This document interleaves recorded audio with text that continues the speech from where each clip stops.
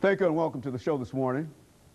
The topic this morning is African World Studies, and we're fortunate to have with us to talk about Africa and the part that is played by many people dealing with the study of African studies, Dr. Leonard Jeffries.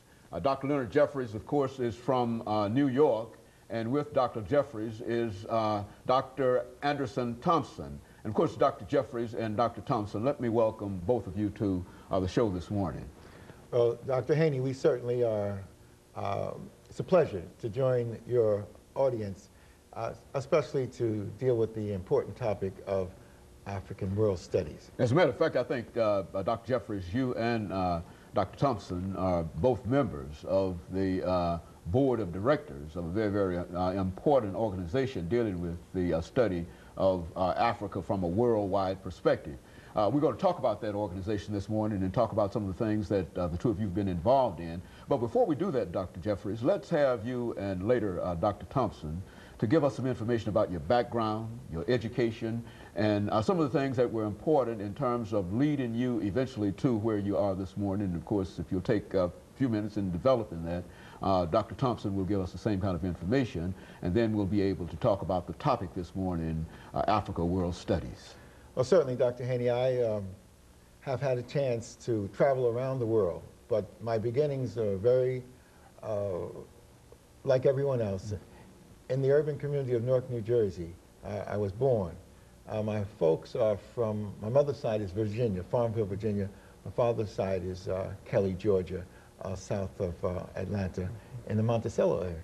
And I've been blessed to come from this very humble home, but to be given a sense of purpose and direction in my life. And so my studies were serious, and my mother and others directed me toward looking at the larger world.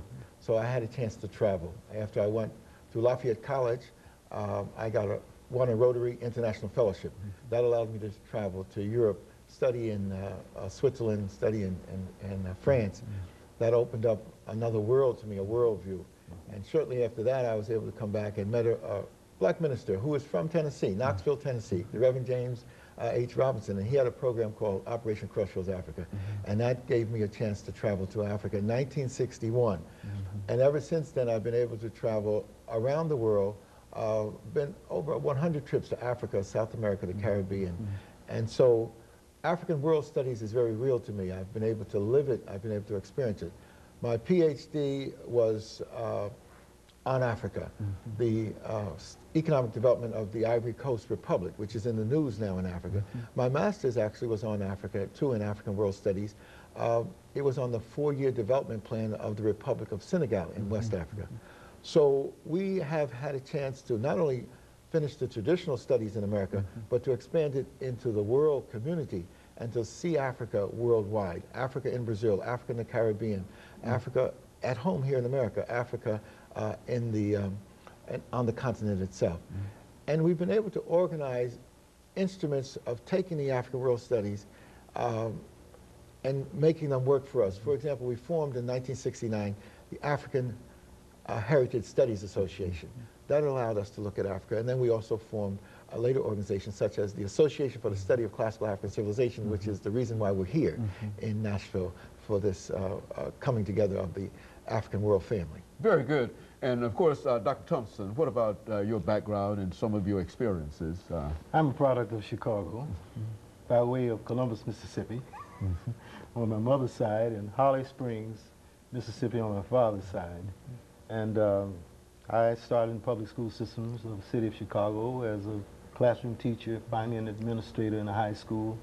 And from that time on up, let us say 1966, I started working at Northeastern Illinois University, Center for Inner City Studies. And we sort of stumbled into studying about Africa. It was during the time there was great African consciousness. Many of the countries overseas were fighting for their independence, and we participated in that program.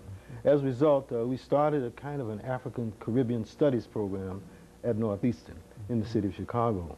We started traveling to Africa in 1974 to the 6th Pan-African Conference, which took place during that time. And from that point on, we started going to Africa practically every year. Out of this developed many associations and organizations It altered the kind of curriculum we were teaching at the university. And then finally, out of nowhere, came this very important event that took place in Los Angeles in 1984, which was the beginning of the Association for the Study of Classical African Civilization. Since that time, we've all been going back and forth to Egypt, which we don't use the term Egypt, we give it its proper name, Kemet, which is another name, and perhaps we'll discuss that a bit more. Very good. In addition to going to Africa, we've also been going to Brazil, to other places as well, wherever we find African people. Very good, and I tell you, we're getting ready for our first commercial break, Drs. Jeffries and Thompson. And when we come back, we'll have an opportunity to talk about the organization that you represent today and how that fits into Africa. There's so much that the two of you, I'm sure, can tell us about Africa, and so we want you to just take that opportunity to inform our audience this morning about Africa. And of course, we'll be back with our audience following this very, very short commercial break.